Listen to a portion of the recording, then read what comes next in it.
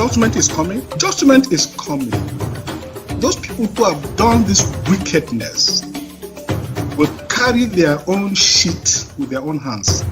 So mark my words. Judgment is coming. There will be the judgment of God, the judgment of history, the judgment of posterity, and the judgment of humanity. Yesterday, this weekend, Ohaneze Ndigbo leaders and Afenifere leaders and Pandef leaders from Niger Delta were all in southern Kaduna on a fact-finding mission. The peoples of the middle belt of southern Kaduna, we have a newfound solidarity with the south. Our destiny does not belong in the north. Since we are living in a democracy, people from the north who wish should not be bound by that slogan. By which slogan? One north, one people, one destiny. They were never bound by it. Good evening, viewers. This is BVI Channel 1, where we tell you undiluted truth, and we are back again on Matters Arising. We are live on all our social media platforms, on Facebook, on our Instagram, and also on our backup YouTube channel, BVI Channel 1 Plus. So you can follow us from all of those platforms every time as we continue to empower the people with the right information. Today we are going to be reviewing the agitation from various parts of Nigeria, especially the Middle Beltans. Many of you do not know that they are agitating for their freedom as well. Freedom from oppression and freedom from subjugation. The freedom from all manner of killings and, from all manner of oppression, let me just put it that way. Because the Middle Beltans before now have been mugged up with the North. But today they are standing up for their freedom. It didn't start today, actually. They've been struggling, oligarchy, the Fulani oligarchy. So today, they are speaking up. I want to refresh your mind how the journey all started. I want you to listen to this account. I'll be right back. Don't go away. And therefore, today too, since we are living in a democracy, people from the north who wish should not be bound by that slogan. By which slogan, my lord? One north, one people, one destiny. They were never bound by it. Today too, people, since we are living in a democratic environment, people have the right to choose whether to be bound by that slogan. Is that true?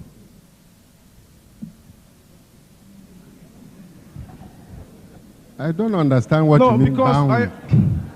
You understand perfectly. You are a lawyer like myself, sir. Yes, because the question does not arise. Today, in today's political setting, Nigeria is a democracy.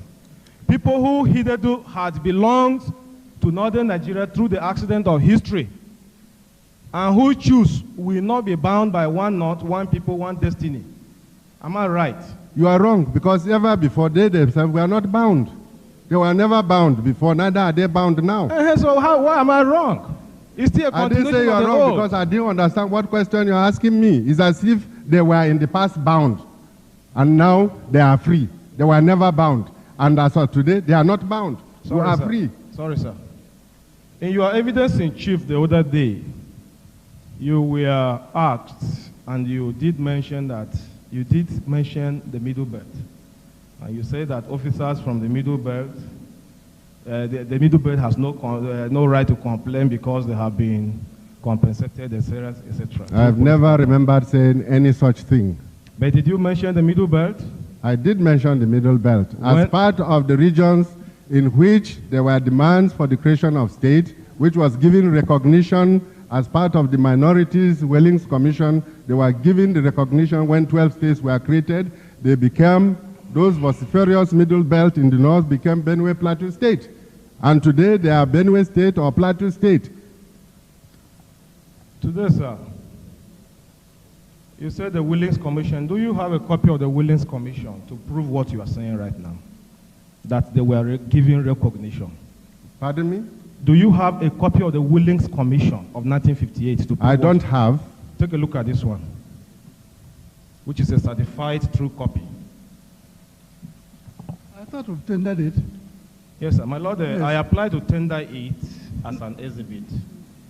Look at page 104. No, first of all, has it been tendered?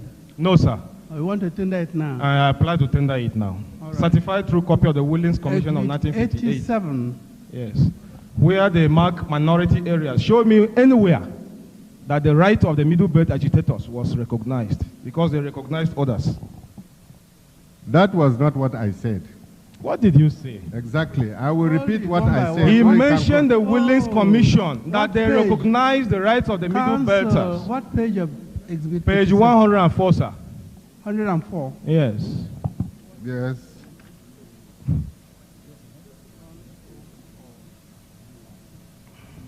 Yes, minority areas.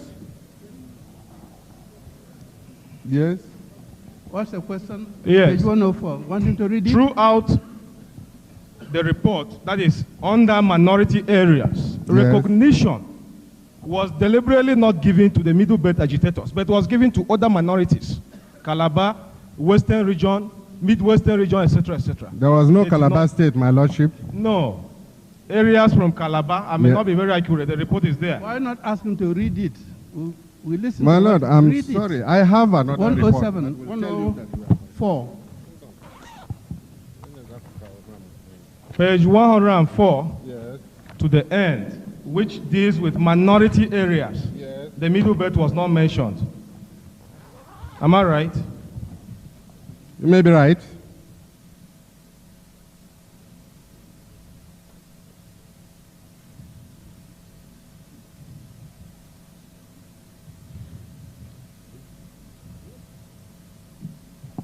Did you send a memo to Willings? My Did Lord, you send a memo to Willings? whether we sent a... A memorandum? No, my Lord, we want to know the truth. We are talking about Middle Belt agitations, and I believe the Commission will be interested in knowing, because the Willings Commission appears in their own response. So the Commission would have interest in knowing what the Willings Commission The decided. question from the chairman is that these areas whom you are claiming have been excluded in the report, did they make submissions to the Willings Commission?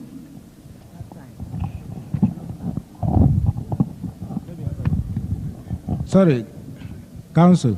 Yes, my Lord, the made submissions, they are there. Let me help you. The submissions Yes, the Middle yes, Belt they made- people made are there. They made submissions. Yes. I don't remember the details now, but They at are least there, sir. I remember reading the Willings Commission report. I think, with hindsight, what is said about the minority agitations in the north was something like this.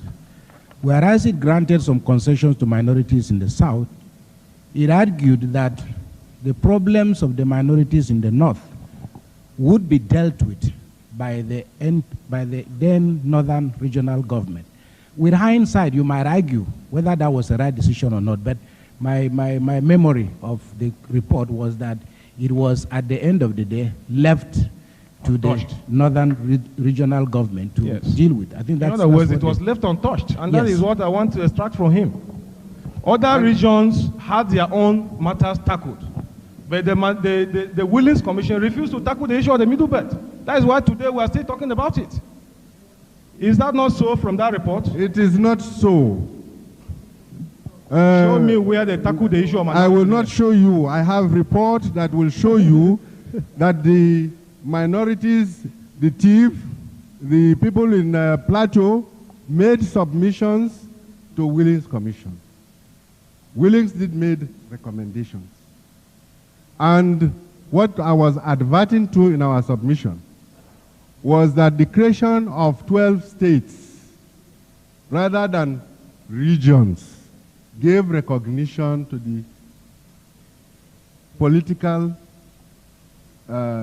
entity of the minorities of northern region. So you had Benue Plateau, you had Kwara as a state. as opposed to regions. All right. The late Sir Ahmadu Bello, whom we respect, was the premier of the northern region. He was democratically elected. Yes, of course. October 1, 1954. Take a look at this book. He said, My Life. It was published in 1962 by Alhaji Sir Ahmadu Bello. Yes. I applied to tender it as an exhibit. Page 215.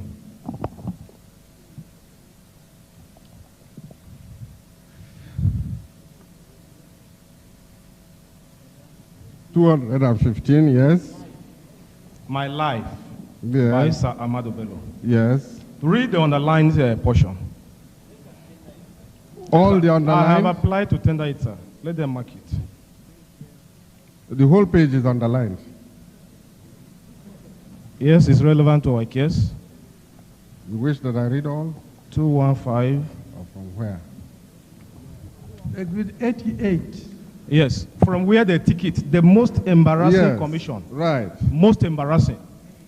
Pages 215 to 216. I read as follows. The most embarrassing commission was the one on the minorities. Yeah. This wandered round the country listening patiently to scores upon scores of people who thought for one person or another, for one reason or another, that their area should be carved out of the region in which it then lay, claiming that they did not get a fair deal from the party in power in the region. There were three groups which made the most noise. Two of these were in the other regions and need not concern us. Yeah. But the third was the group advocating the so-called Middle Belt, a long slice of country running along both sides of the River Niger and Benue, with an extension to cover the plateau and southern Zaria. Yeah. Apart from the fact that it would be physically difficult, if not impossible, to administer such a peculiarly shaped area, there was nothing to show that the various people making up this group would in fact agree amongst each other if they found themselves involved in a new region. It would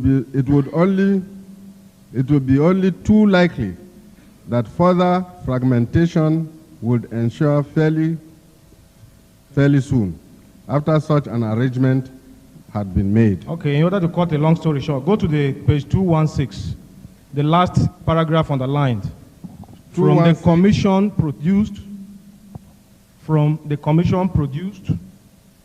that is the Willings Commission. The commission produced a very lengthy report of which the northern section occupied about 1/3 of its volume. Yes. They made some suggestions about the eastern and western regions, which are only just being implemented, but agreed that the north should be left as it was. Yeah. They did not accept the proposals put forward to constitute a Middle Belt region and were against any interference with our boundaries. We therefore had no reason to complain of their findings. Since then, the whole agitation has died away into a few infrequent rumblings on the horizons of the Tiv Division and the Birom country of the High Plateau. So from this book written by the premier of the northern region himself, the Willings Commission did not attend to the agitations of the Middle Belt region. It attended to it. From this, what we read, He attended to it and make recommendations. that we are dismissing your case, you may not agree go with ahead and be existing, while other regions. That was their recommendation. You are entitled to fault it, Your Lordship, but that is their recommendation. They attended, they listened to them, and they made a recommendation. Would you you may not agree with it. Would you agree with the suggestion that the Middle Belt is a creation of the Southern media?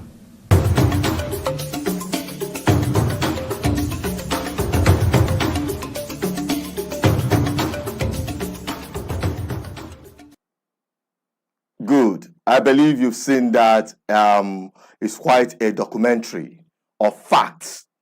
The Middle Belters are beginning to ask to stand and answer their name outside the Arewa. You know, they are all mopped up with this Arewa stuff. And with these incessant killings in the northern part of Nigeria, there is a voice that spoke. Though late, but the truth is never late. And today it is resonating among many Middle Belters. I'm talking about the man, Dr. Obadiah, who made a very powerful exposition, which everybody knows. Now, let us listen to one of his assertions during the killing and massacre of the Southern Kaduna indigenous people. I'll be right back. Talks about judgment day. I agree with you. Judgment is coming because you cannot disembowel pregnant, expectant mothers. You cannot kill innocent children and elders, and their blood touches the ground, and God will not judge. Judgment is coming. Those people who have done this wickedness will carry their own shit with their own hands. Excuse my language. It's all right. The time is coming. Mark my words. Obadiah is a minor prophet in the Jewish Old Testament.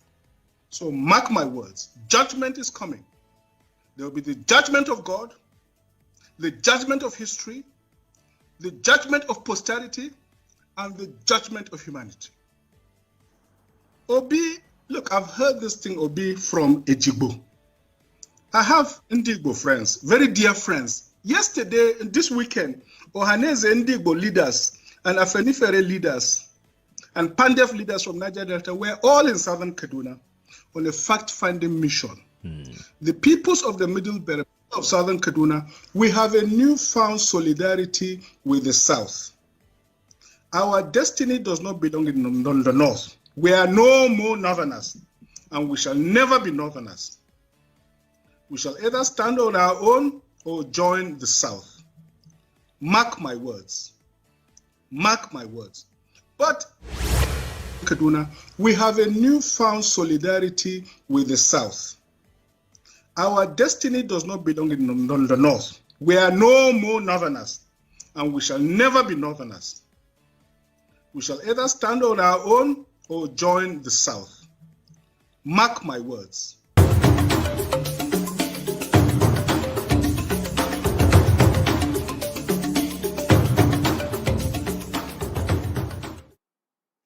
Yeah, we are still live and we are talking about the Middle Beltans' agitation for their freedom from oppression as they are being dragged in the north as part of Arewa. But today they are standing their ground and many are regretting regarding the position they've been put into today, the subjugation they are experiencing today, the massacre that has been going on in various parts of the north, especially among the northern Christians. You know, this is why the architect of this crime against humanity in the name of a country today tries everything possible to wipe out, to erase any historical fact so that they will take advantage of the confusion we have in Nigeria today for their own political and financial economic gratification at the detriment of the trapped indigenous people in Nigeria today. But we are here to lay the facts on the table because it is this truth we preach here that will set Nigerians free from Nigeria. Many of you don't understand that. When I say this, that Nigerians are victims of Nigeria. And until Nigerians rise up to stand their ground, because freedom is not given, it is taken. And it is taken through a process. You have to take that route in order to achieve freedom before ultimately talking about independence or separation. That is a different ballgame. We're talking about the freedom of people, the freedom of the Nigerian people from Nigeria. The impunity of Nigeria, to start with. Makonye GAG, onye kelabo, adakwa shout adakwa adopt and also from Abu.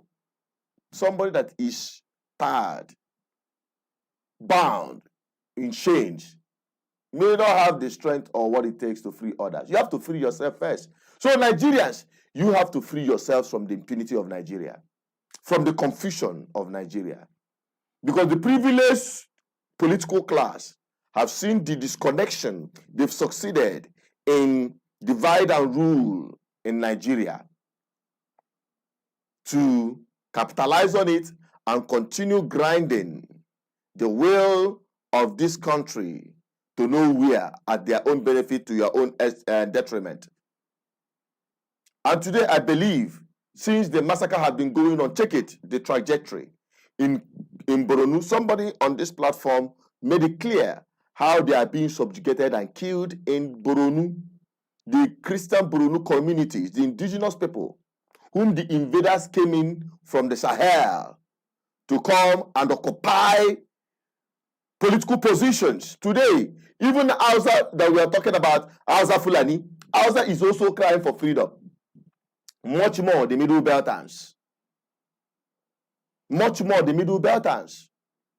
You cannot find one single Hausa governor. How many Hausa governors do you have in the north today? All you have is the Nupes and what do you call them? The Fulanis and the rest of them. The invaders, the descendants of Usman Danfodio. And today, you remember, majority of the people that prosecuted that war against the Biafran people are from the Middle Belt. No wonder, in the statement of Ahmadu Bello, he made it very clear that they will use the minority of the North as willing tools and the South as conquered territory and never allow them to take control of their life or their future. That is the statement of Ahmadu Bello, October 12, 1960, just a couple of days after the Nigerian independence. Until today, it's exactly what played out. They use the minorities of the North to prosecute this scam they call One Nigeria, that they are fighting for One Nigeria. And today, what has One Nigeria done for an average Nigerian, whether from the East, West, North, and South? We are all victims because they capitalize on the unitary fake federalism. In Nigeria today, everybody is heading to Abuja, whereas the indigenous people are suffering. The owners of the land are suffering. The hijackers of the space. You know, today, if you say, oh, the Northeast has a very large land mass, they are talking about the Middle Belt. Go and check it. The largest states in Nigeria are the Middle. They have the largest land mass, and they are mostly farmers. They are mostly farmers. When somebody say Northern Nigeria, my food. What is Northern Nigeria? What is Northern Nigeria?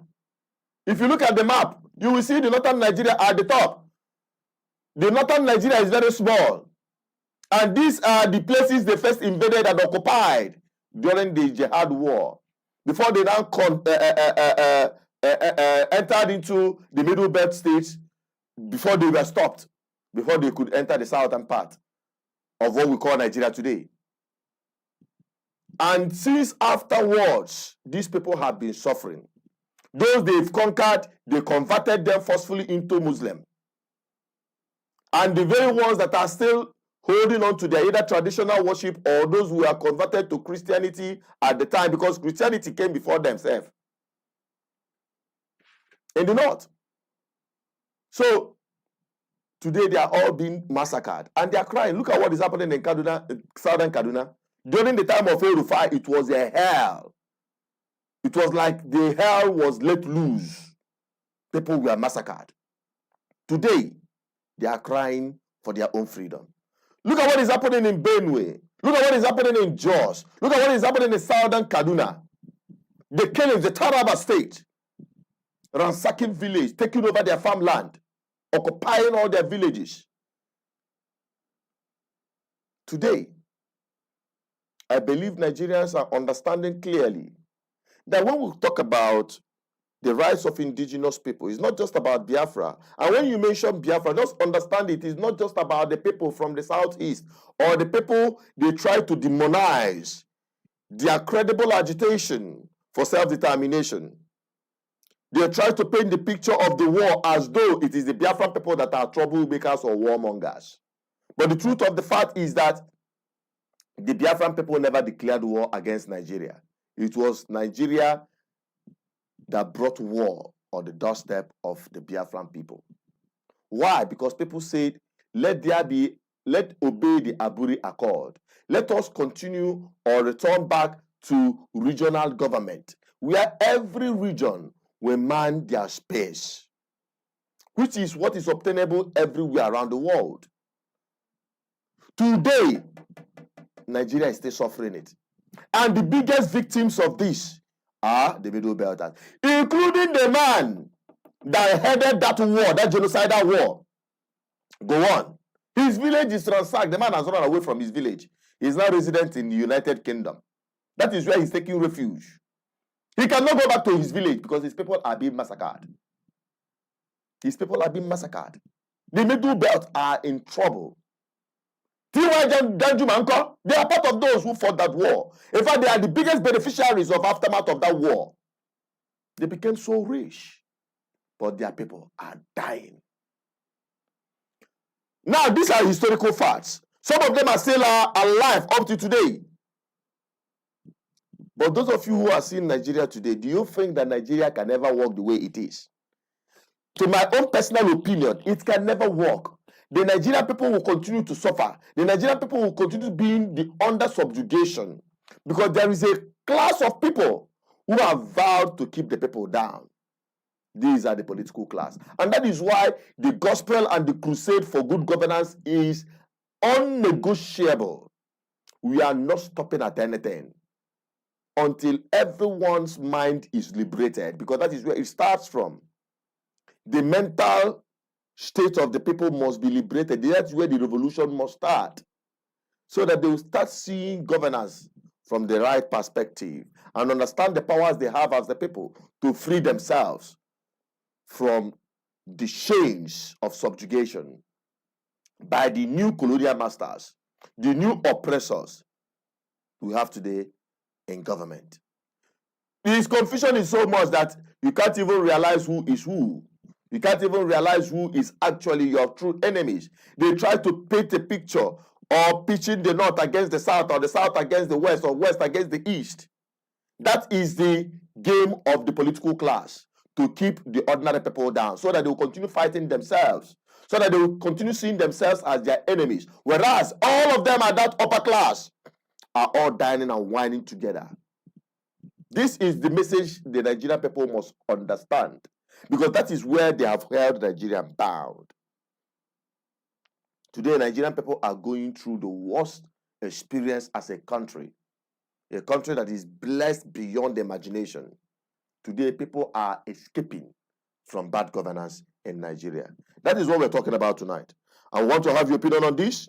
We want you to call. The numbers are there for you to make your own submission. You can tell us where you are coming from, your experience about Nigeria, and what you think should be done for the people to be free. This program is for you. It's for every one of you to air your honest opinion as to the way forward.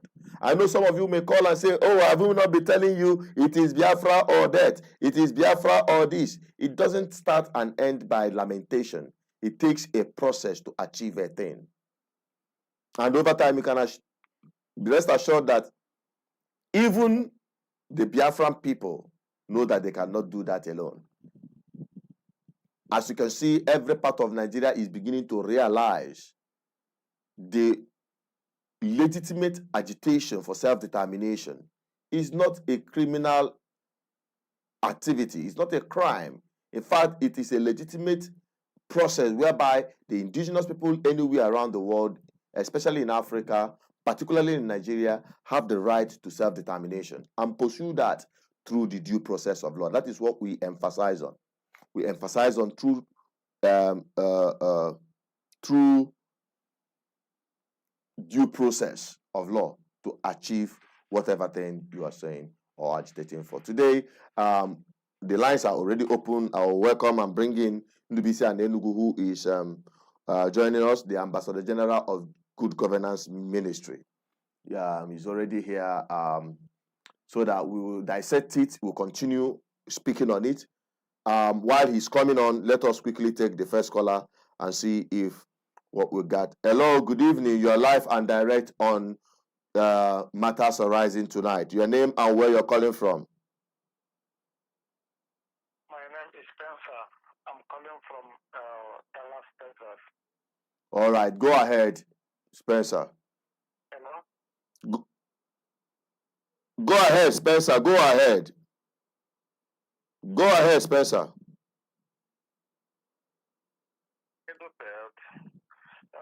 Now they have realized their mistake for their contribution to the genocide of massacre of the Nigerian, the Biafra.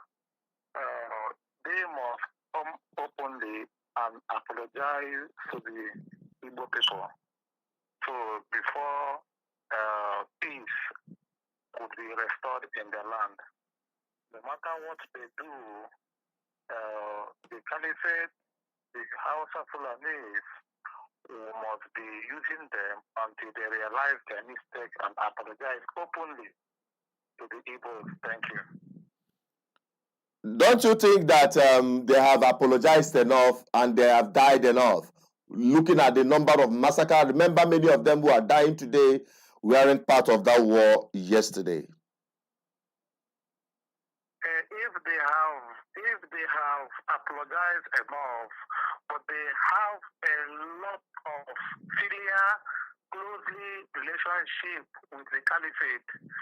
They apologize during the day, in the night they go back to the Caliphate, which means their apology is not enough. How can they come out during the election, the last 2023 election, they collided, openly say they are supporting our brother, but during the time of the election, you see them massively voted to the Caliphate, voted to the Milocon. This as a result of subjugating them in perpetuity. If they stop the betrayal, not only betrayal, but if they stop the hypocrisy with the Caliphate, if they refuse to stop it, their problem must continue to be in existence.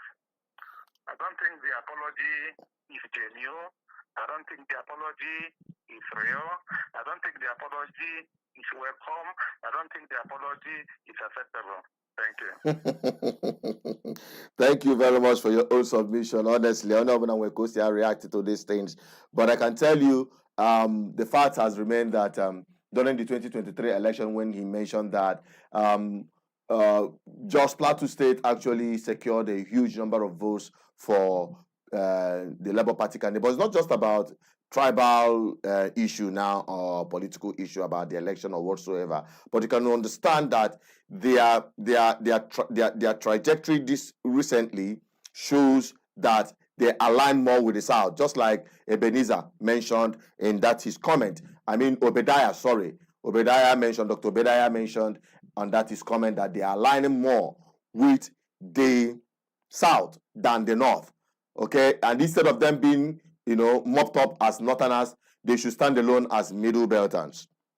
NDBC, good evening and welcome to the program tonight. We really appreciate you joining the program anytime, any day. You're welcome on the program.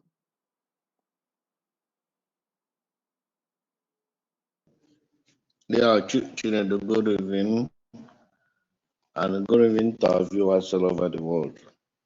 Greetings. Good evening to you. So now we are talking about the Middle Belters and their position in respect to their own agitation for freedom, to free themselves from the North. That is where they are agitating for now. They want to free themselves from the subjugation of being mopped up as Arewa not, because the killing is too much. How do you react to it?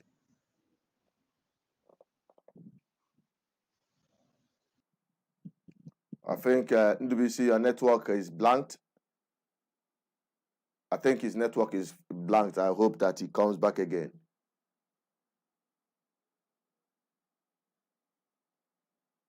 Okay, I can hear you right now, but my phone is having an issue, but you can hear me. All right, go on. We can hear you. Go on. All right. To me, I think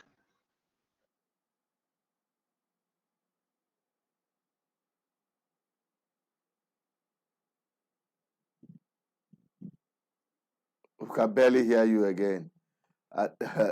Your faulty phone is really not helping matters. We hope that we get that back again. We get you back on track on the program. But meanwhile, while we wait for you to get connected back again, we are still on Matters Arising. The lines are open. The lines to call remains +234-810-4545-533. And we are talking about the Middle Belt agitation, regretting their involvement in the Biafran war. How do you react to it?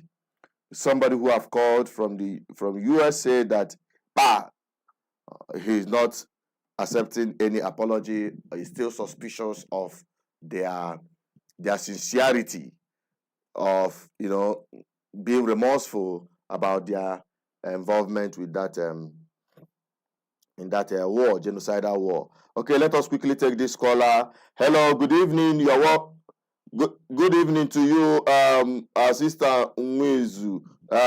Can you give us your own remark on what we're talking about today? I think you're calling from Mpo.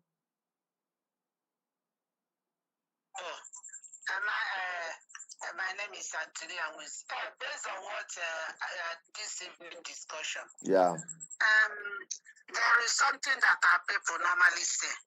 Okay. Anything pregnancy, you can never cover it. When the time comes, that woman must deliver. It's a must.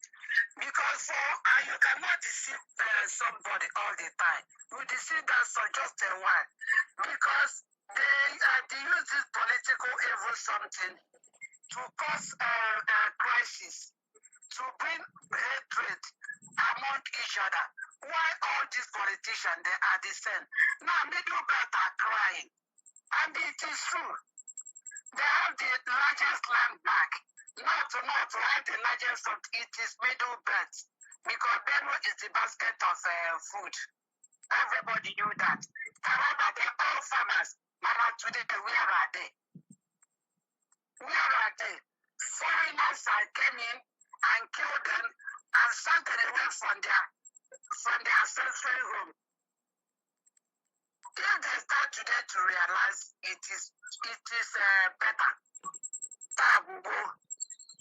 There is no time that is late. Even Kaduna, we see what else I did to them. Even Plateau State, how they use Quran to cause men against the Biafra people.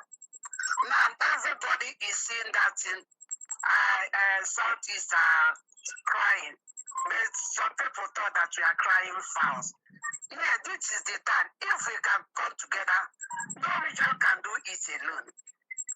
Yeah. No region can do it alone. I agree with you. Whether Biafra will do the war or not, no.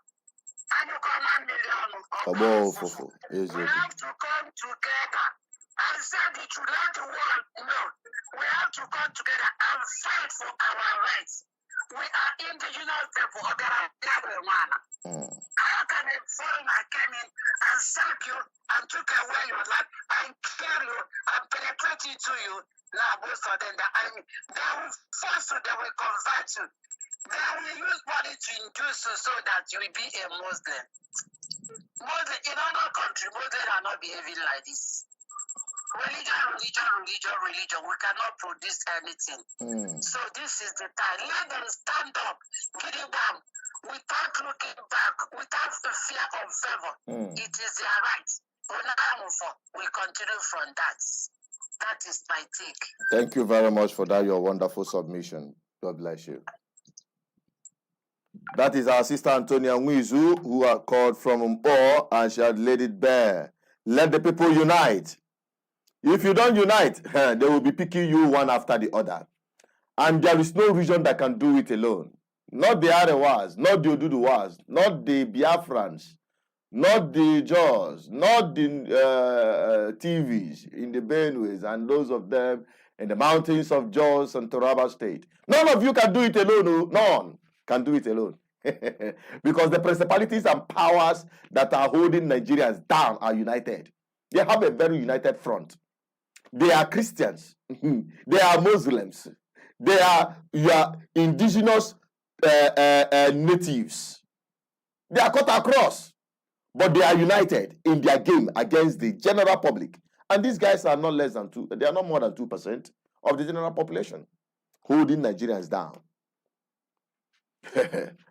And the worst of it is the caliphate, the invaders. Today, the Hausas, even the Hausas, the almighty Hausas are begging for their freedom. The almighty Hausas. You know, sometimes we say it is Hausa Fulani. They are now answering their name. They want to be free. Because Juga won. But here we tell you that truth, because it is the truth that will set Nigerians free. You see all this insecurity that is happening across Nigeria. You see all this bad governance you are witnessing in Nigeria, dilapidated infrastructure. Nothing is working. Nigeria have never progressed. If you check the time of the 1960s, when Nigeria got independence, things have only gotten worse till today. It has never gotten any better at any point. If there is any point that Nigeria has gotten better, you tell me, it could only be between the 1960s to the time of the coup. And we all knew what happened and how that coup came about, which they labeled Igbo coup, which was conspired by BBC. I remember that interview I had with Bulie, who also took active part in that coup.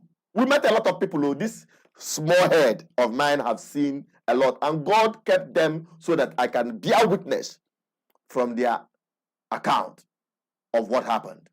So I can tell you authoritatively what the situation is. No, you meet one-on-one with the history themselves before many of them has gone to join their ancestors. They say it the way it is. They timed it Igbo coup so that they start the massacring of Ndi-Igbo across Nigeria. Whereas the people who conducted that coup was doing that with good conscience, believing they are pushing for a better Nigeria, that the political class have become a thorn in the flesh. This corruption that you are hearing today did not start today. Because at the time of Akintola and Awolowo, the corruption persisted. The impunity continued. You remember when they did wait here in Lagos, wait here in the western part of Nigeria, wait here. How many of you know that? People are shouting, yeah, the Biafran people are troublemakers. No, the Biafrans are not troublemakers. Biafra represent equity, justice, and fairness for all Nigerians. No wonder Atiku, I think Atiku was the one that said, we are all Biafrans. Biafra represent the freedom of the people from subjugation. And that is what it represents, the yearning for the people to be free, because the killing became too much. They are trying to hide the historical facts, but on this platform, we lay it bare. We allow the people to have an insight of what Nigeria truly is. And tell you ultimately not to speak big grammar, not to lament and shout on the social media, but to empower you with the information, because that freedom will start from here. That is where the revolution will start. And that is why it is important you join this crusade. The GGM crusade is sweeping across. It is touching the lives of people. People are beginning to wake up, to realize that they are all victims of Nigeria. that their oppressors are the political class who have hijacked the soul of the society, who have hijacked Nigeria from Nigerians. And today, Nigerians are now slaves to these people, the privileged class they call themselves. You are busy looking for an ordinary fellow victim of Nigeria just because he's not from your tribe. You think he is your problem. No. It's not your problem. Your problem are your political class. And that is what we are discussing tonight. Hello, good evening. This is BVI Channel 1. You're welcome to the program on Matters Arising. You may tell us your name and where you are calling us from. I'm calling from Aba. All right, your name. Now, I think Nigeria love to hear, if they want to hear the truth, I will say it. The middle bed are telling you that they are apologizing. I don't believe their apology. Now, let me tell you why. Stand on the election today. Where do they stand with? They still stand with the Fulanis. Go to the House of Assembly or House of Rep. Who do they stand with? They stand with the North. But they will come and give you lip service. Oh, we are apologizing. See why that is there, they compensated with oil well. His hand was heavily on Aguirosi. Has he regretted it till today? You see, let me tell you people, I don't care what anybody will say. You may say that I'm heavily with anger. It may be, yes. These are the people that block the road, bring out every informant that's running away from the north and kill, and they come and tell you, oh, we apologize, we regretted it. What is the action of their regret? Today, they still line up with the Fulanis in the House of Representatives or in the Senate. Today, when election comes, they still line up with them. So what is their regret? What is their action of apology? We keep on deceiving ourselves. Hey, let me tell you, I don't care whatever thing the Fulanis are doing to them. It is even we said it is the water you pour to yourself. It's not supposed to cool your body. So let us stop deceiving ourselves. Let them go ahead and marry with their nuts. It is their right. We know Igbos are Igbos. We don't care who align with us or who doesn't align with us. Okay, can I ask you this question? Do you think that these people you're talking about is just about the political class, which are just the very few, which we have said they are the same as every other political class, especially even in Igbo land today. We have the saboteurs in Igbo land who are aligning with the same Fulani oligarchy. So, and these people that are lamenting and asking for their freedom, we are asking that the people, the ordinary people, should be united. You are still having animosity of what the forefathers of the northern or the middle belters did during the war because of their ignorance, because of their blindness and deceit of the caliphate. Now today, we are still, living into that sentiment that you are still seeing an average middle belter as the problem, whereas it is the political class. So that is the information we want our people to know. Until the ordinary people embrace themselves, stand shoulders to shoulder across board, because no region can do it alone.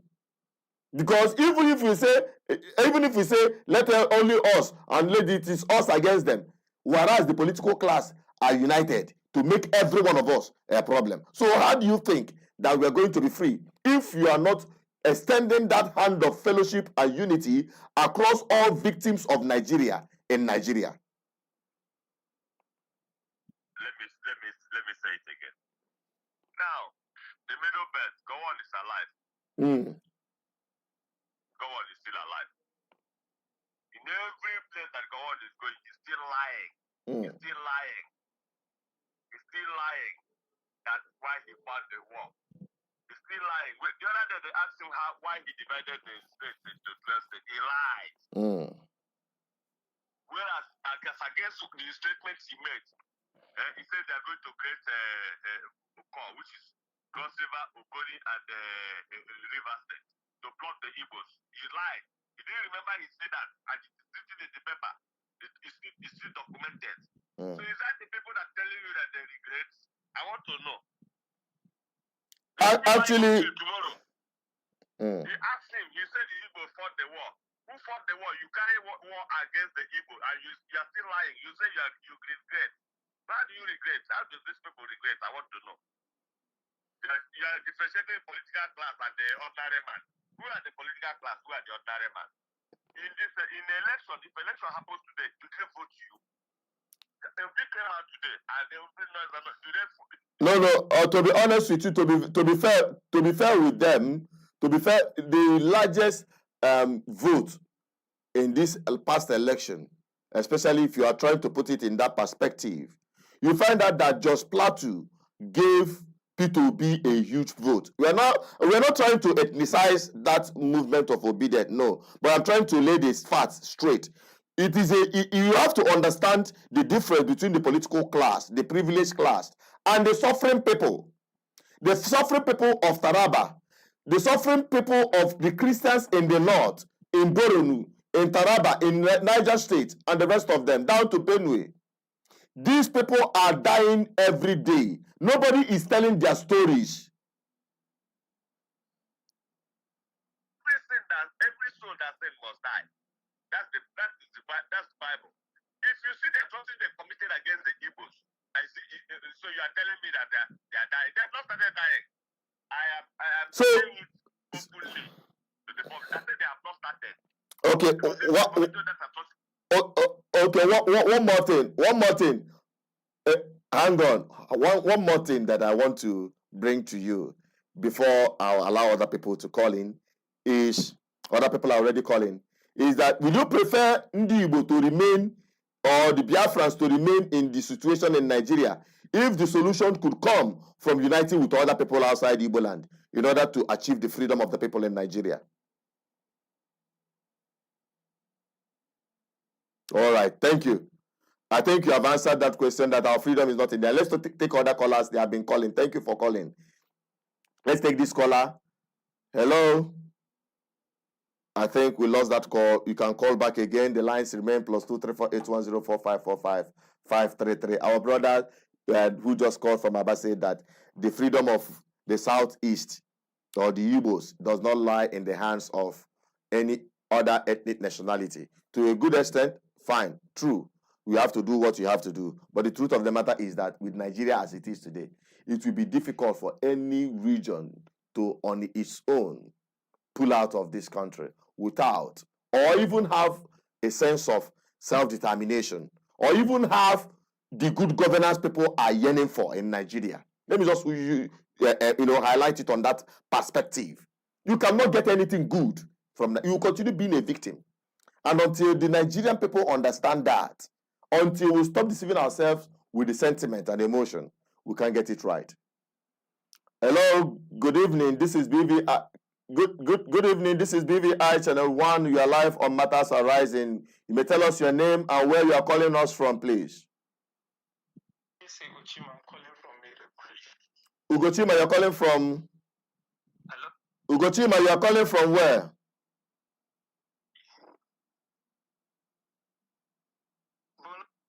Hello? Ugochima, you said you are calling from where? Calling from Maiduguri, Borno State. Oh, Borno State. Okay, go on. Let's have your opinion. Hello?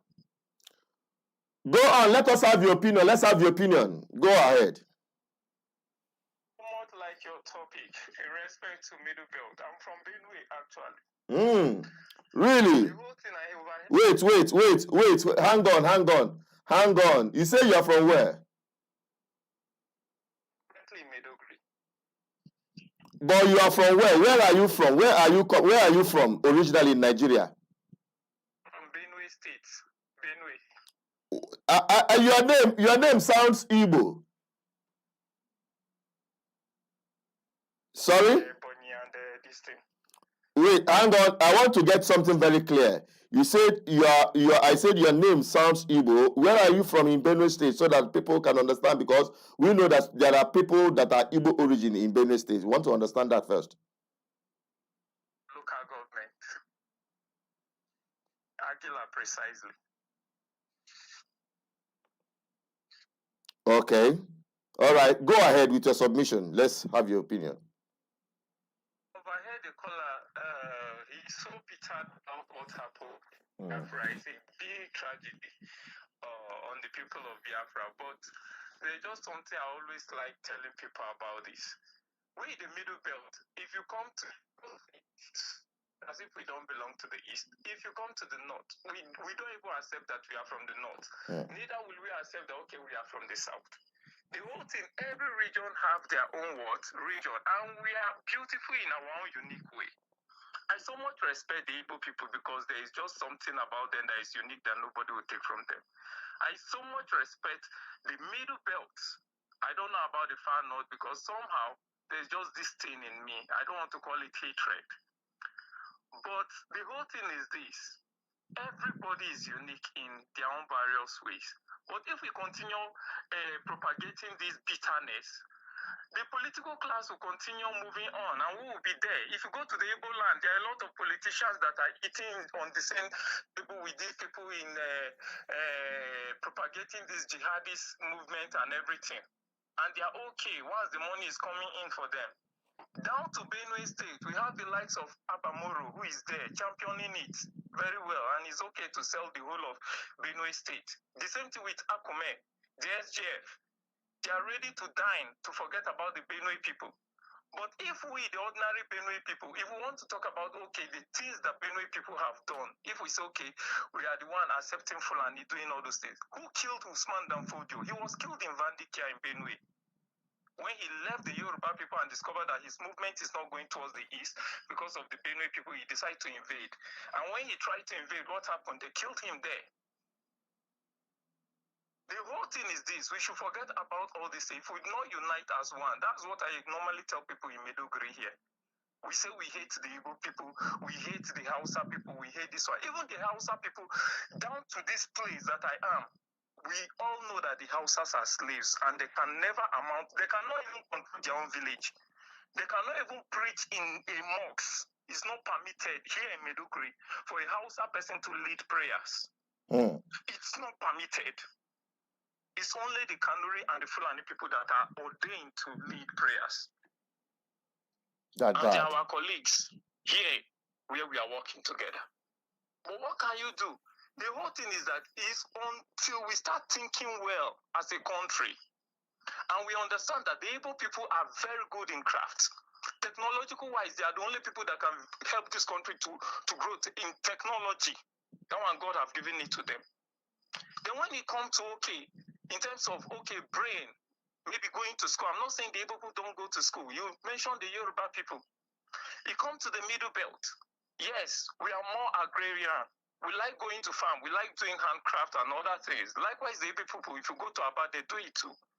But the whole thing, until we understand our uniqueness and know that, okay, the Fulani people don't even have a single land in Benue State, in Nigeria. They only came in and they started colonizing the Hausa people for almost 200 years now, and they are still colonizing them. They are the only one to produce emir and everything. So almost the whole powers are under the Fulani people. So if you are saying the Igbo people, only one Hausa person have ever emerged as head of state in Nigeria, which was this nonsense man. Go on.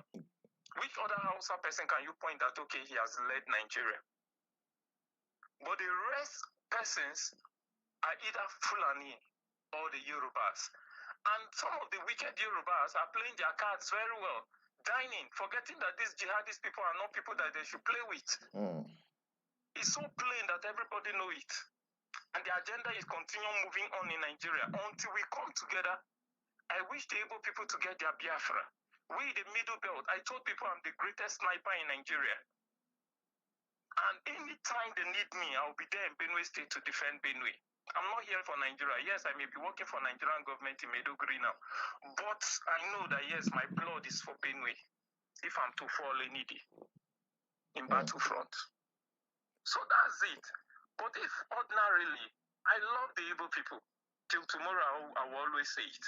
I love their heart. When I was campaigning for Obi in Meduguri here, people were just looking at me, but I continued. I don't care. I don't want to know whether he's an Igbo man. All I know, I'm seeing a genuine person and somebody who knows the business.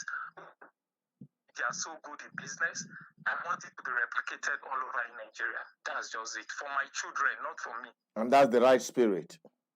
So thank you very much. I so much like this topic. I say let me call in to really greet you and to thank you for your good work, because to a great extent you are saying the undiluted truth and you always try as much as possible to understand the country very well and to tell people the truth. So may God continue to push your channel and to push you on in the great work you are doing for the I don't want to use the word Nigeria, for the people. Nigerians are victims of Nigeria. Nigerians are victims of Nigeria, and that is the situation. Okay, but until the Nigerian people unite together to free themselves from Nigeria, they will continue being victims, and that is the position we've taken. Okay, but it won't be easy for us to free ourselves if we are fighting ourselves or we hate each other. Mm-hmm. Until we realize that, yes, like the Hausa people, they have started realizing it every day now. They are tired of this colonialism that has been going on for 200 years. Until we start making them to see the truth. A lot of them, it's just that they are scared because of, they don't want to offend Allah. And they don't want Allah to judge them on the last day. And they don't want any of the imam to curse them because they are afraid of the curse the imam will lay upon them. Religion. So these are some of the things. They are still under bondage. But the new modern ones are coming every day. Exactly. It's just about us, even if we want to go our separate ways, but we should know that, yes, we are helping another human being from the other side, in which are truly passing through a lot. Because the Hausa people, don't be surprised, in the next 50 years, if God no help, then they will be extinct. The whole of their village will be taken and everything. And they're already undergoing it. They're passing through it. They can't produce even a good politician. Anything these other people say, they follow it because they have politicized the religion. And they are using it very, very well. That's why you come here, when they were distributing this thing, one of my neighbors, they gave him a lot of bag of rice and everything. He shared it only to the Kanuris, which are the other this thing. He didn't give to the Hausa, he didn't give to us, and we don't care. But these are some of the issues. So the Hausa people are truly passing through a lot. If you do not come to the far north to see what is going on with this particular tribe that are under colonialism in this century, you will never understand what is happening in Nigeria. Sorry. That's when you start pitching there. I was in Sokoto for 2 years. Now I'm in Meduguri for 9 years. Wow. And there is no difference. I now understand that these people are so backward. A Yoruba man cannot go to a central mosque in Sokoto to preach. You dare not step foot inside the mosque because you make the whole mosque to become defiled, unclean. The same thing with the Igala Muslim. They don't allow them to enter the central mosque in Sokoto because that's the seat of the caliphate. That's bad. Anyway, wow. You have given us a very clear exposition on what is happening in the north. Being living there, also part of, yes, you've said it that you guys are not part of the north, that you are Middle Beltons. Thank you very much for joining the program tonight. All right, that is it. The lines are still open as people are coming out from their shell. You see, this is the message. This is the gospel every Nigerian must embrace, because that is the truth that will set them free. There is no two ways about it. It's not about sentiment. It's not about being emotional. No. But it's to disperse information, to empower the people with the kind of information that will set them free. Because this thing did not start just today. So,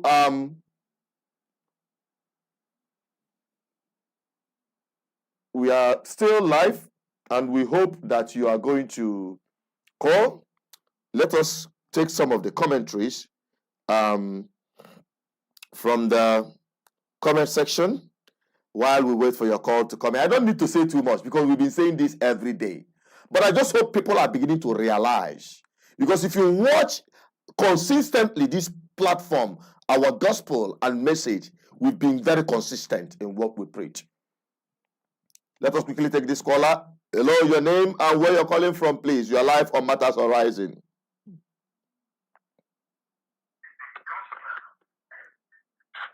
Hello, your name and where you are calling from. You are live on Matters Horizon.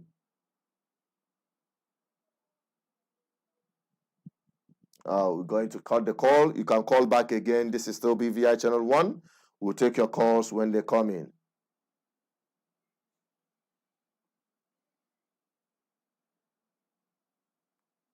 Hello, good evening. Can you turn down the volume of your listening device so that we can have this conversation? Your name and where you're calling from, please.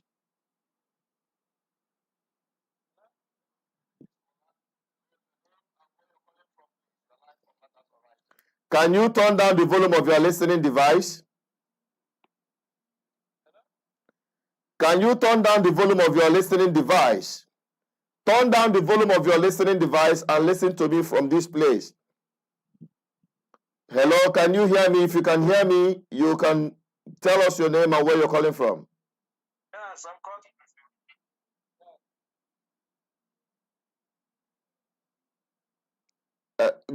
Go on. You say you're calling from South Africa. Go on. Yes, it's like the guy who speak now with the last caller. You know, there is one thing he talk about the northern, the Hausa, the original owner of the northern Nigeria. You know, it's like what is happening today. I just want to tell the guy, talk about what the guy said. You know, it's like what is happening today. The way during the Biafra war, the Hausa who fought Biafra war, who killed Igbo people, who killed many Biafran people during the time, which Gowon was the head of the state.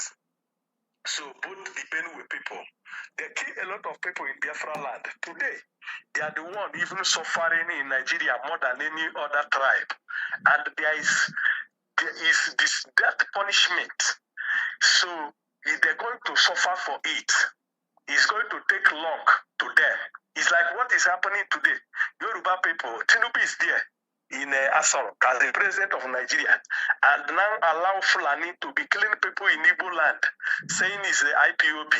Yoruba people is going to suffer their own in time to come. There is nothing he will do on this earth, he will escape it. So all these things Benues are going through, or all those northern Nigeria, they are going through, is what they cause in Biafra war. There is no way, there is no place in this world he will share innocent blood. He will not pay for it. He must pay for that. So I just want to correct that the last caller, that the problem they are going through is what they did in the Biafra land. Likewise, the Yoruba people is going to suffer their own in the future. Because today, Tinubu know that what is happening in the Biafra land, that all the insecurity, they are saying is the IPOB, they are saying is the Simon Ipa, while they are using the trailer of Dangote 2019, 2020, bringing people to Imo State, Anambra, Enugu, all those Fulani people, they already occupy all the bush.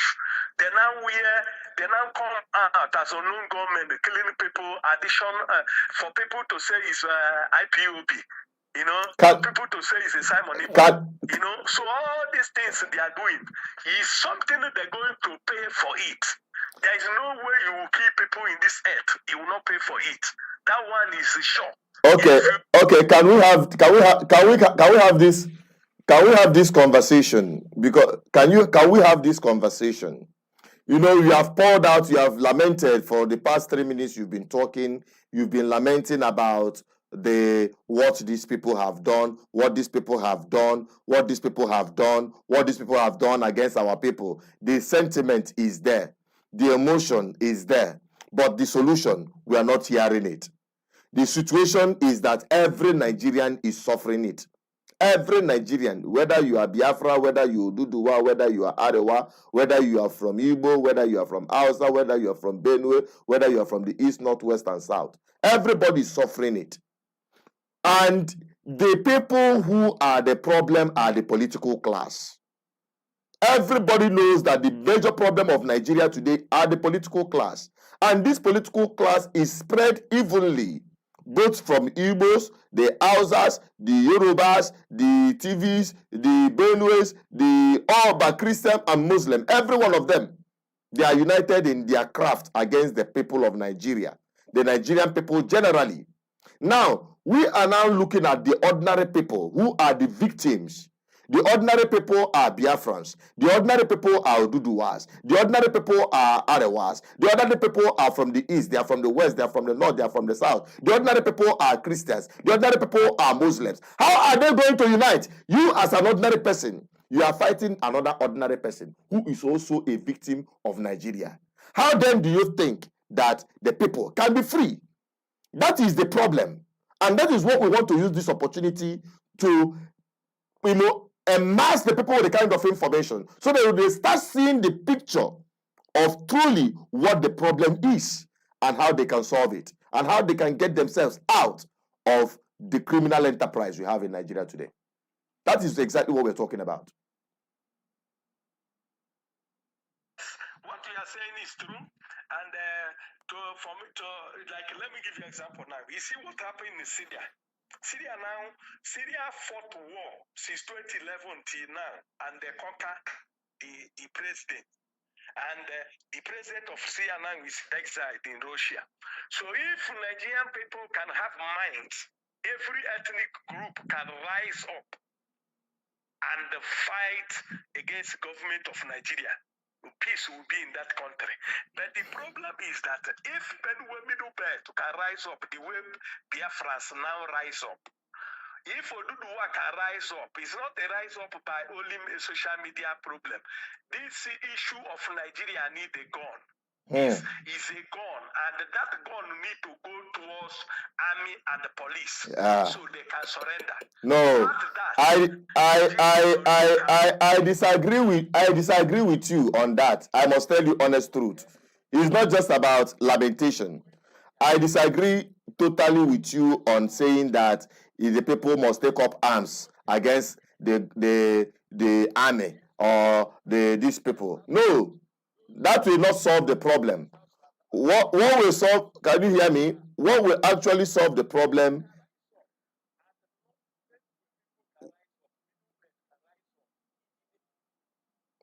Can you hear me? Can you hear me? This conversation, we are empowering the people with the right information. We are not using here to start selling unrealizable sentiment. Okay, when we are talking about the unity of the people, when we are talking about unity of the people, we don't encourage arms struggle, and you can even achieve it from the social media. That is the truth. If you are doing that, you are just showing a level of I would say ignorance. Okay, a serious level of ignorance. I'm coming. I know what hang on. And there's something I want to bring out because you made a statement that I needed to correct. You see, when you made mention of Syria, you made mention of Syria as an example, how they took up arms against the state. Okay, and use that to reflect to Nigeria. I understand your point, where you are heading to. But Nigeria is a peculiar case. In Nigeria today, and I must tell you also, in that Syrian war, all these years they've been fighting separately, different sects of the Islamic groups and ethnic nationalities there as well. They were fighting themselves, so they were all fighting themselves, whereas the government of Assad was busy dismantling them individually until they united and had a front. That was how they were able to conquer. Now, if we are bringing it down to Nigeria, like I said, taking up arms will not solve. In fact, it will escalate the problem the more. Because in Nigeria and in Africa is a totally peculiar thing. It's a totally different ball game. And I will tell you that the worst people that will be victims will be the ordinary people, the same ordinary people. First of all, we are advocating that the people should have unity of purpose. That is one thing that we must understand first. Unity of purpose. What is the purpose of uniting with the other people? What is the purpose for an average Biafran to unite with an average Oduduwa to unite with an average Arewa? The purpose of dismantling the structure of criminality you have in Nigeria in the name of political class. who have made the lives of every Nigerian miserable. That is exactly what we're talking about. Do you understand what I'm saying? You see unity. Me, I love unity, and even I advocate of unity. But the problem now, before election, I see you with the way you do campaign for P, you do everything about go and get your PVC. I continue laughing. I'm 45 years old. Since I was in Nigeria, I never go one day and do vote. I don't know even PV. I don't know how they do vote. But here, where I'm living here, I go to citizen here. I do vote here. I never do vote in Nigeria because nobody who win election in Nigeria from local government, even councillor to the presidential, who win election normal through vote. When you are campaigning to be get your PVC, I continue laughing. I know that if vote to go normal, this unity you are talking about, vote to go went normal, Obi win more than 24 states in Nigeria. I watched the election. But the problem is that there is no way in Nigeria you will do vote to count. We know it long time ago. Only person who win election in Nigeria is Obasanjo, Goodluck Jonathan, and Yaradua. These are the only people who win election. You do know that even Atiku win Buhari 2015. He win him, but they didn't give him because Obi was there. We know everything. Let me tell you something. Now they are preparing 2027 unity. Let me tell you something. If you like, let everybody, the whole Nigeria, 250 million Nigeria vote for one person. If it's only one person vote for APC going to win Nigeria, going to be president of Nigeria, going to be president in 2027. I'm telling you, because let me tell you something. You guys don't know the game they are playing. Anyway, I appreciate. You don't know the game they are playing in Nigeria. Well, I appreciate you. Honestly speaking, I appreciate you. Let us quickly take other callers so that we'll give them the time to speak. I appreciate your calling, please. Thank you very much. All right. Thank you. Let's take other callers. Good evening. You are live on BVI Channel 1 Matters Arising. You may tell us your name and where you're calling us from, please, and be brief. I'm calling from Oka. Okay, Amuche, you are calling us from Oka. Give us your own submission with respect to what we are talking about tonight. Yes. Yeah. First of all, I thank you for this program today. I stumbled into the program, but I knew that this is a solution center. And again, the issue concerning what is going on in Nigeria, there's nobody that will feel or say that it's no issue to it. It is the issue of solution that brought up the program we are hosting now.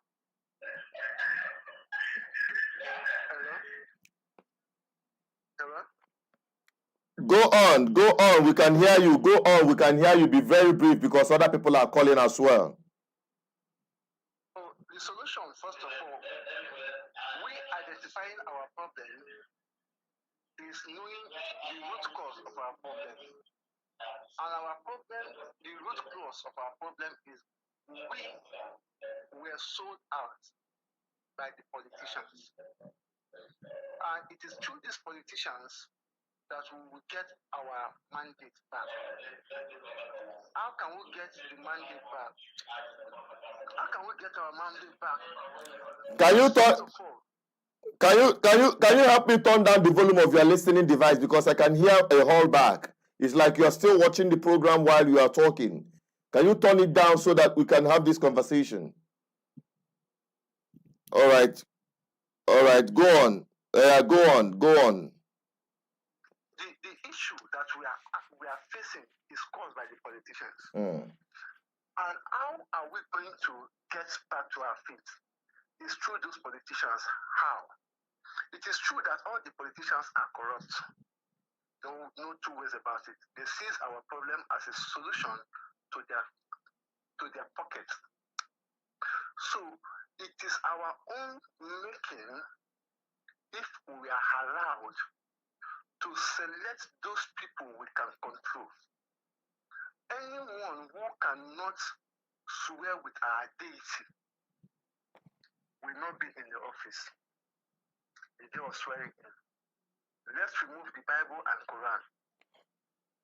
You will see that these politicians know fully well that they are not afraid of the Bible or Quran because it does not work.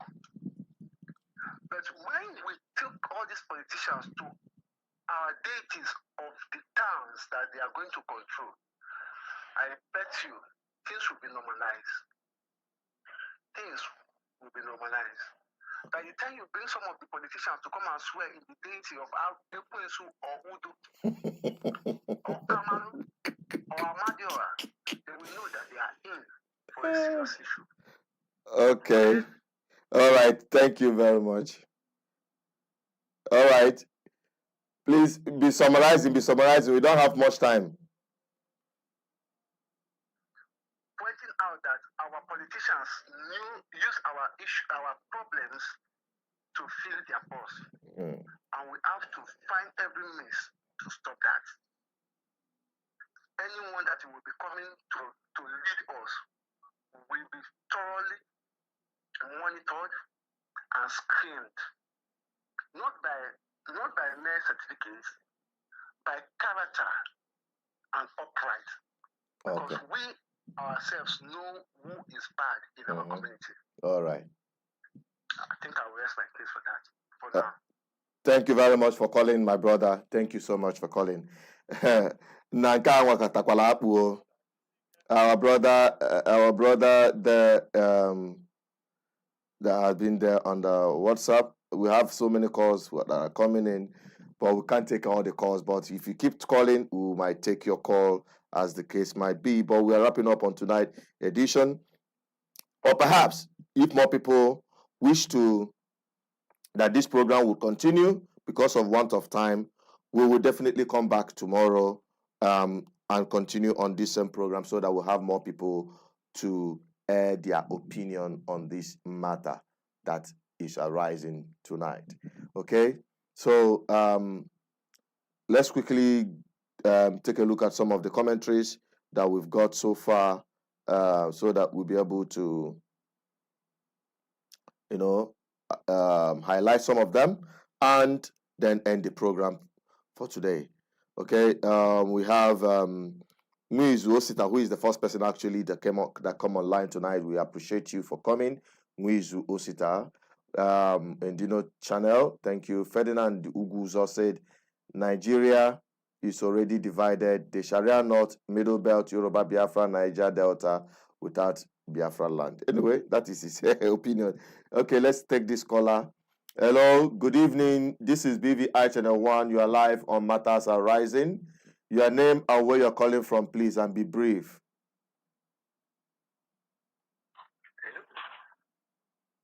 Hello, can you hear me?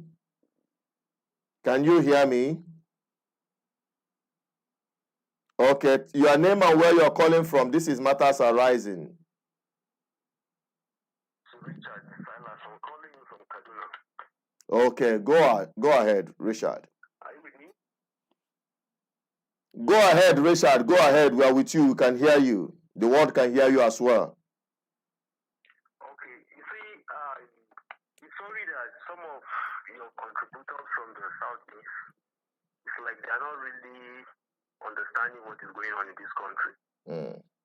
Because I can so much see sentiment, I can so much hear hatred in what they are saying.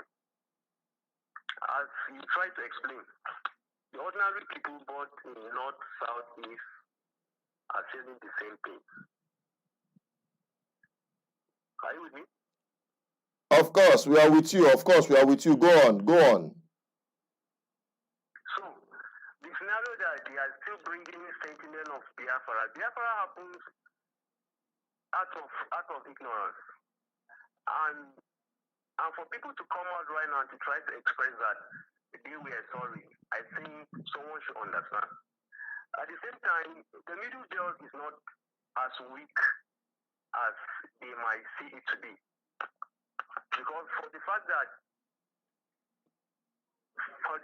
Donfodio fought the Hausa people from Sokoto, from part of the north, and we still have traditionalists, we still have Christians in the north.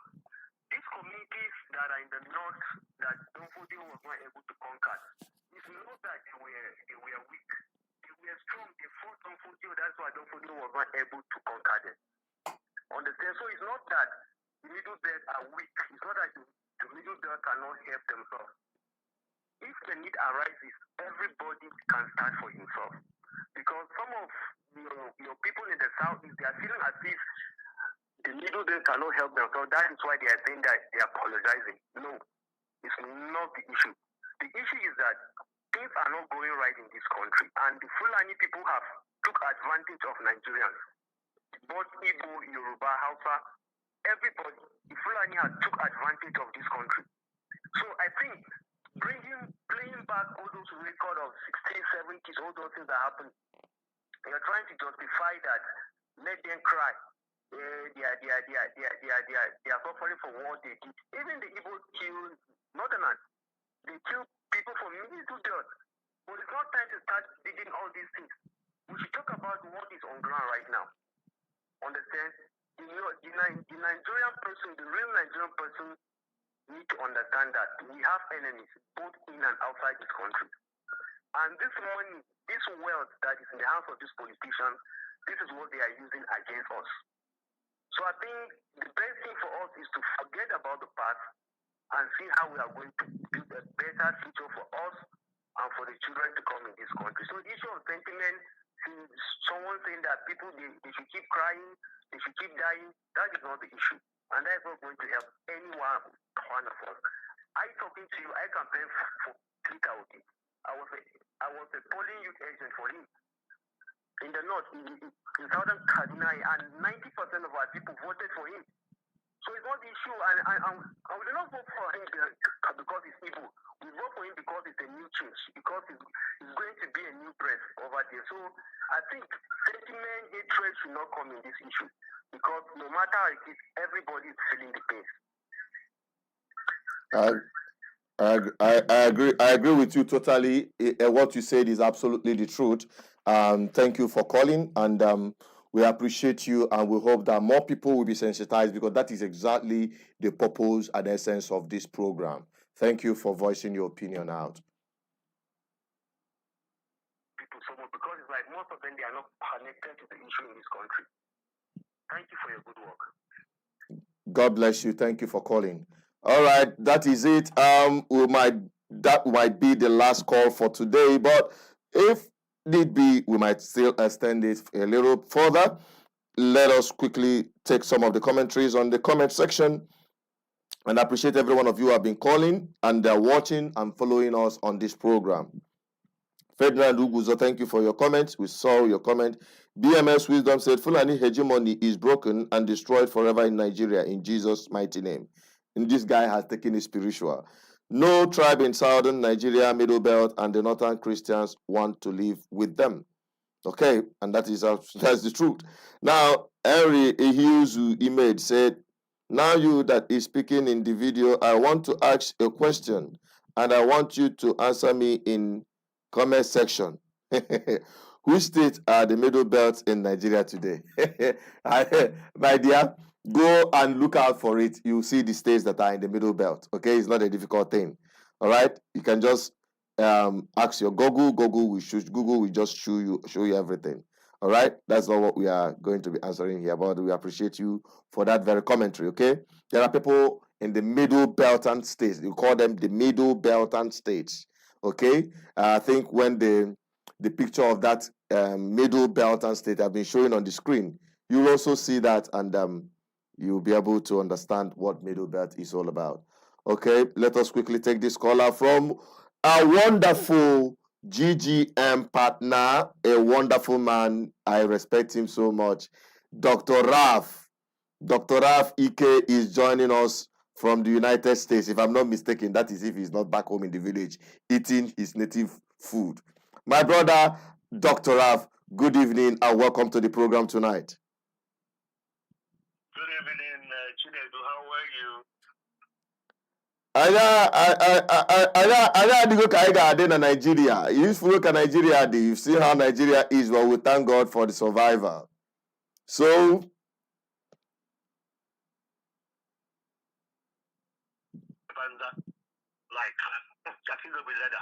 but we thank God we will survive him.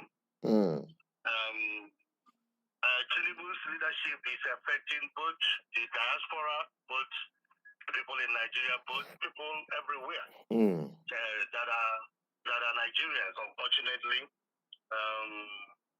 if anybody say I'm going to disassociate myself from Nigeria, but unfortunately you can't because you have family members, you have extended family, and if you love Nigeria like I do, and you want to build home in Nigeria, that's when you will realize how bad things are. How bad things are. But we thank God at the end of the day. I don't know how Nigeria will survive Tinubu, because Nigeria will say, oh, we survived Buhari, we survived Jonathan, we survived Obasanjo, we survived all these people. But Tinubu is in different league, though. Tinubu is in different league. But we hope everything turn out to be okay. All right. It's been a long time I haven't joined your program live. I just saw it. I said, let me say hello. Actually, I called you a couple of times today. But I think you're busy. Your phone we're going on the voice. Chai.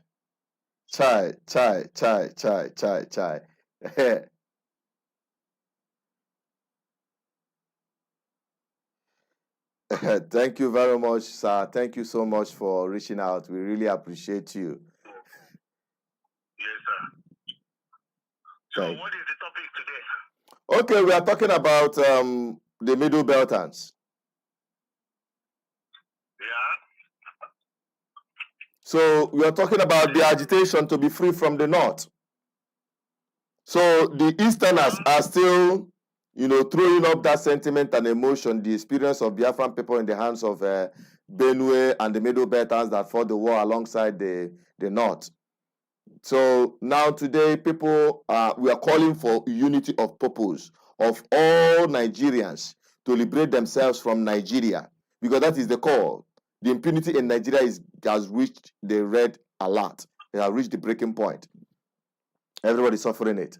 But since our people from the East are still holding that resentment and sentiment. Well, unfortunately, Ndibo say that when you carry another person's count, it looks like when Igbos were marginalized and killed all these people in Biafra during Biafran war, they didn't say anything because it wasn't of their concern. But now it's affecting everybody. It's affecting everybody. Now they want to disassociate themselves from the North. You can't disassociate yourself from the North. The North, especially the Fulani Caliphate, have made Nigeria their project. And that their project is something that we cannot run away from. We cannot. Look at how many years. I'm 53 years old. The war ended after my parents met during the war and married after the war, during the time of the war, towards the end of the war, and had me after the war. 54 years later, somebody that was born in 1970 after the war is 54 years old, going to be 55. And the same things that were happening before the Civil War are still happening today. So unfortunately, I'm sorry that they want to disassociate. I think it's a little bit too late. and telling Igbo to come and join them and to get Nigeria better. Where were they? Where were they? They joined the Yoruba, the Hausas to kill the Igbos. Now, they think that they can, it's like Delta, people that are across the river Niger saying that they are not Igbos. They don't want to get involved. Well, it's going to affect everybody at the end of the day. Look at how Nigeria was divided. I have never heard where they say south-south, north-north, east-east, west-west. Have you heard about that? No. But in Nigeria, we have south-south. That's the divide and rule. Why did they do that? Because they want to divide and racism against Igbo. My talk for Nigeria, if Nigeria will get better, they must, number one, go and apologize to the Igbos for all the blood of Igbos that they have plunged. They have poured the blood of Igbos around Nigeria. They have to take care of that. Then they have to include the Igbos in leadership of Nigeria. Oh, Mr. Ikechukwu, is it Ikechukwu or Chukwu, during the, what is his name? Dr. Abachi was talking, that man that came and talked about what they have done to Igbos. Okay. He says, who will invest in Igbo land? It's going to be difficult for people to invest in Igbo land because there is no federal jobs, no federal things that was done in Igbo land. Common, what do you call it? Common train. They did it in the north. They did it in the Yoruba land, but the Igbo land don't deserve train. Well, then the leadership of Igbo people making mistake, building airports. What is his name? Uchi now wants to build airport in Aba. They could have come together and build train station, train, railway, and connect the entire East. Dr. Raf, we are going to get to that maybe on a subsequent program, okay, and discuss about good governance in the Southeast, okay? Because we are running out of time because we just have less than 2 minutes to end the program. Okay. So for me, it's a little bit late for the Middle Belt. It's a little bit late. But it's not totally and completely late. As in all the matter and all the valuable.